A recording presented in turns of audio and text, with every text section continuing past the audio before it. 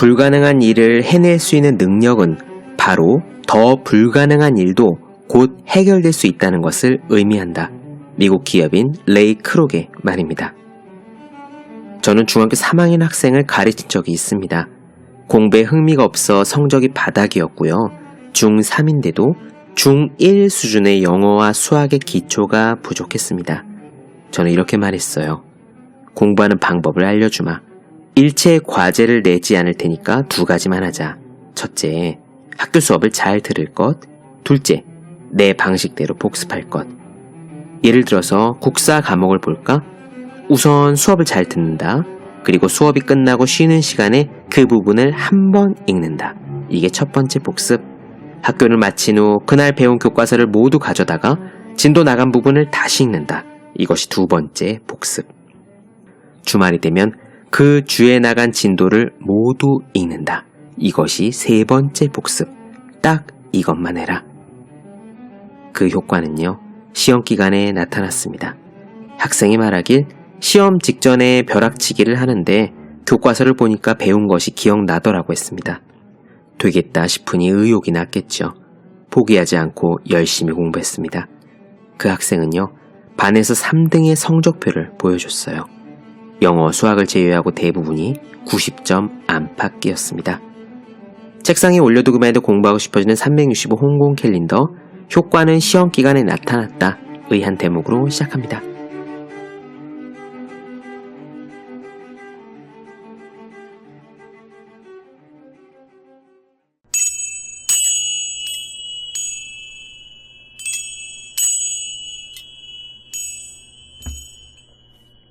네, 안녕하세요. 본격 공부작업 팟캐스트 서울대는 어떻게 공부하는가, 한지우입니다. 우리는요, 종종 일이 힘들다고 생각합니다. 공부가 힘들다고 생각하죠.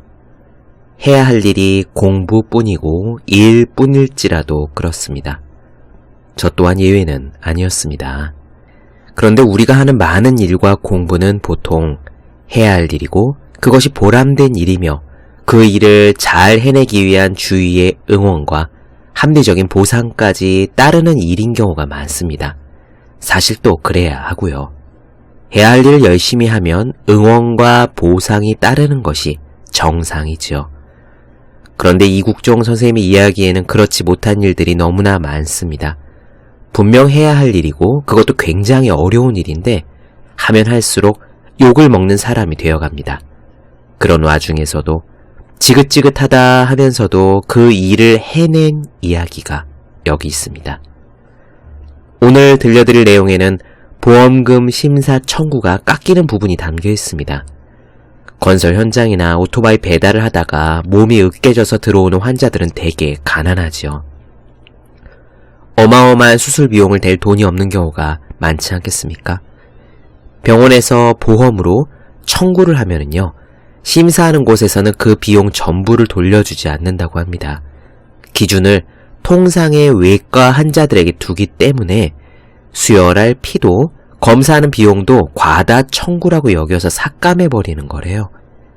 지금 당장 몸이 터져나간 사람들에게 보통의 외과 환자들만큼의 수혈량이나 검사 횟수나 약물 투여량을 기준으로 할 수는 없음에도 불구하고 지금 이 사회가 그렇게 되어 있다고 합니다. 그래서요, 모순이지만 사람을 살리면 살릴수록 적자가 날 수밖에 없는 상황이 됩니다. 직장에 다니시는 분들은 아실 거예요. 수익을 내지 못하는 사업부에 있을 때 어떤 눈칫밥을 먹는지 말입니다. 성과급 같은 것은 완전 남의 이야기고 이 일을 내년엔 할 수 있을지, 다음 인사이동 때는 어떻게 될지 내내 불안해합니다. 이국종 선생님의 경우는 더 했네요. 수익을 못 내는 정도가 아니라 수억, 수십억의 적자를 혼자서 내고 있었으니까요. 그런 상황에서 소명의식이라든가 비전을 가지고 아무렇지 않은 듯 일을 계속했다면 더 감동스러웠을지는 모르겠지만 이렇게 가슴에 와닿지는 않았을 것 같습니다. 이국종 선생님 역시 우리와 똑같이 직장인으로서 그런 상황을 그만두고 싶어 했습니다. 그래서 윗사람을 찾아가요. 오늘 이야기 직접 들어보시죠. 시작하겠습니다.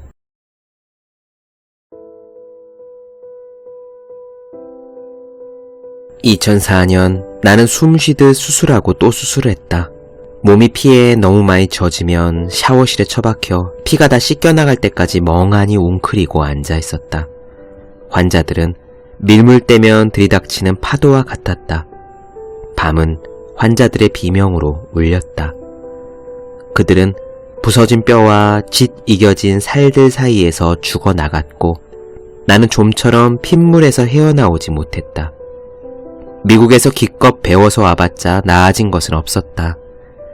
내가 아무리 설명해도 대부분 건성으로 들었고 나는 말하는 중에 잘려나갔다. 의료계의 관행에서 한치도 벗어나지 않았다. 나는 미국에서 완벽히 갖춰진 시스템을 봤다. 충분한 의료진과 의료 장비, 병상이 있었고 환자를 싣고 오는 헬리콥터가 끊임없이 날았다. 그것을 기반으로 죽음에 가까운 이들이 삶으로 건져 올려졌다. 그 누구도 혼자 싸우지 않았다.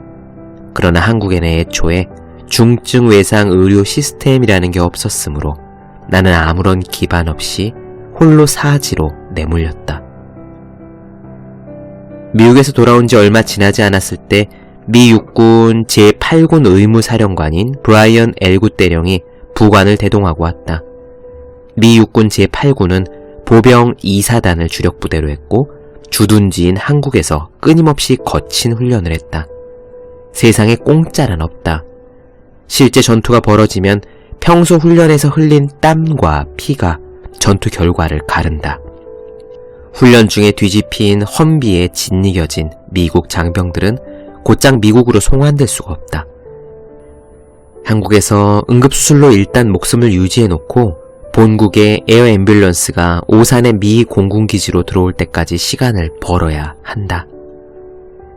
미 육군 대령이자 외과 의사인 엘굿 대령은 내게 헬기장이 필요하다고 했다. 부상병이 발생하면 미국 의료진이 블랙호크로 환자를 곧장 데려오겠다고 했다. 한국의 헬리콥터도 와본 적 없는 병원에 주한 미군을 위해 큰 예산을 들여 헬기장을 만들 수는 없었다. 최대 착륙 하중이 11톤이 넘는 블랙호크를 받아낼 수 있는 헬기장을 만들려면 20억 원의 돈이 필요했다.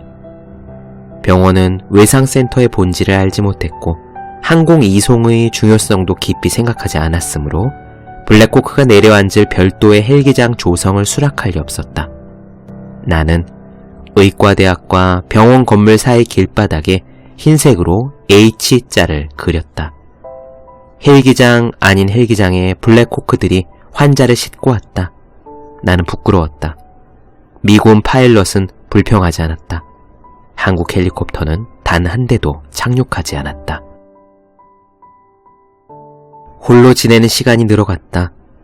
한반도 내에서 중증 외상 의료 시스템을 국제 표준에 맞게 운영하는 이들은 주한미군 의료진이 유일했으므로 나는 그들과 같이 일했다. 외국의 유명 외상외과 석학들을 초청해 컨퍼런스도 열었다. 몸부림에 가까운 일이었으나 남들이 보기에는 지금까지의 관행과 관습들을 모조리 무시하고 제멋대로 날뛰는 것처럼 보였을 것이다.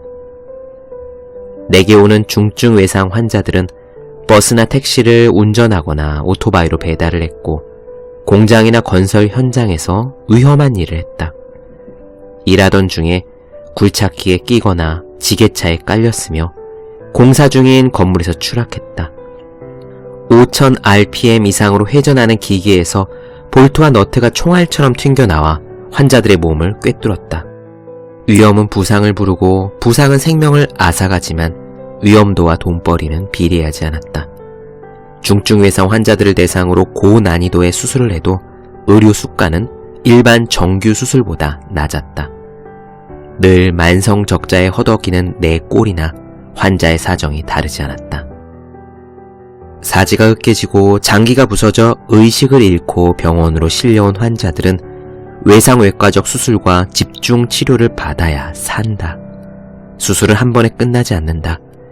필요한 생명유지 장치와 약품의 수는 너무 많다.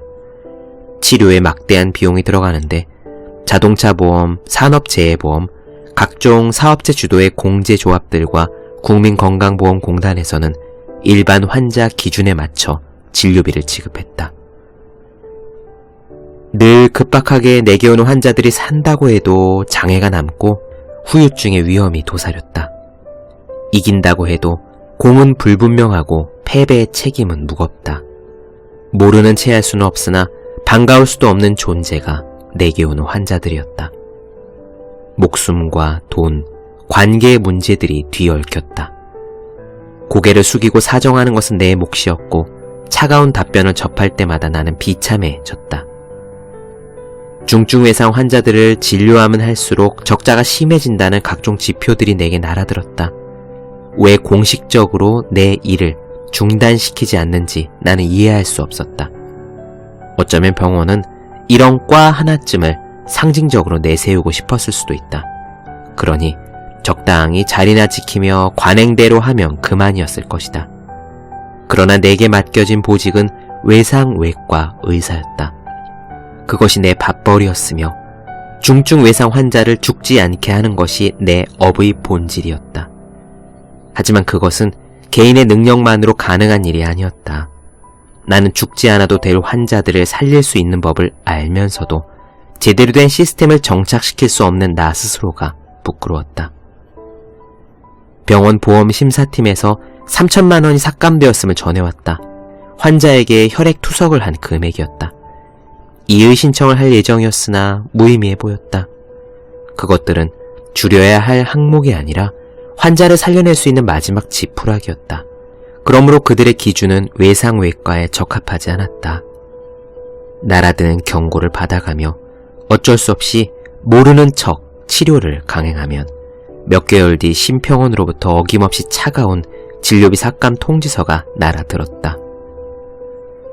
전화기 너머 들리는 보험심사팀장의 목소리에는 날이 서 있었다.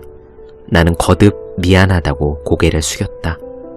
언젠가부터 실무를 담당하고 있는 간호사들도 내 눈을 피했다. 이와 같은 일이 반복됐다. 받아야 하는 돈을 받지 못하게 되는 것의 원인이 모두 내게 있었다.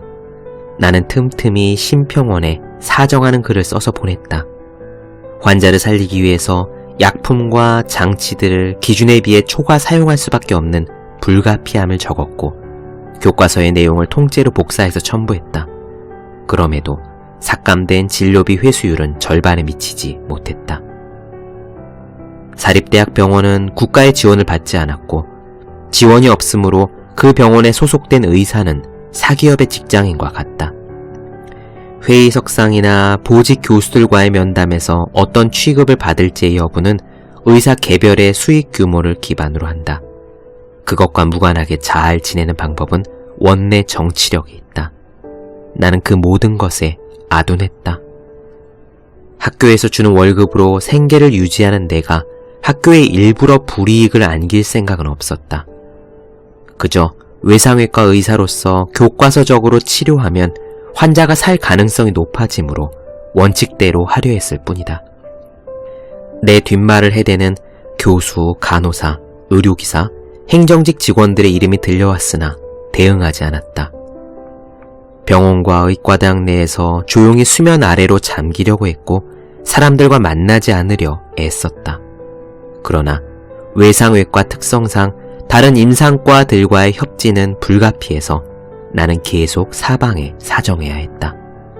비참함은 배가 되었다. 비루한 인생에서 도저히 빠져나갈 구멍이 보이지 않았다. 나는 살 방도를 찾고자 했다. 전임 강사 계약 기간이 몇 개월 남지 않았을 때였다. 마지막 몇 달 동안 갑상선 수술 분야에 정진한다면 아주대학교 병원을 떠난다 하더라도 다른 직장을 구할 수 있을 것이라고 생각했다. 병원의 보직 교수들 중 한 사람을 찾아갔다. 무슨 일이냐? 계속 이런 상태로 외상외과를 유지할 수는 없을 것 같습니다. 그래서 허락해 주시면 계약기간 만료까지 갑상선 내분비외과와 유방외과 쪽에서 수술을 배우고 나가고자 합니다. 그는 답이 없었다.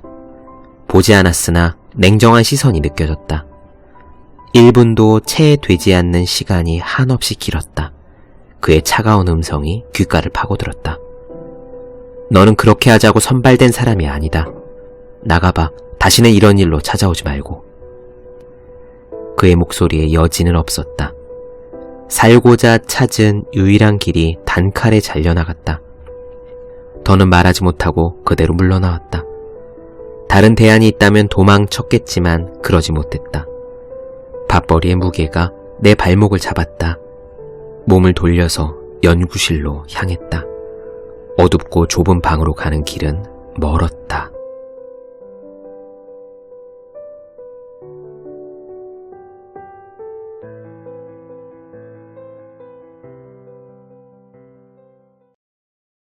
네, 본격 공부작업 팟캐스트 서울대는 어떻게 공부하는가 이국종 선생님의 골든아워 나눠드렸습니다.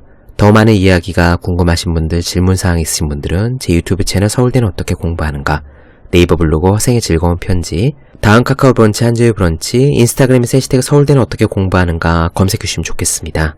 또 공부하는 모든 분들의 필수품 왜 이런 책이 지금까지 없었을까, 학생, 수험생, 취준생, 직장인 등 공부하시는 분들을 위해서 어떻게 공부하면 효과적으로 공부할 수 있는지 설명한 혼자 하는 공부의 정석, 그리고 책상에 올려두기만 해도 공부하고 싶어지는 365 홍콩 캘린더, 아직 읽지 않으셨다면 꼭 한번 읽어보셨으면 좋겠습니다. 분명 도움이 되실 거예요. 오늘 여기까지 하겠습니다. 저는 다음 시간에 뵐게요.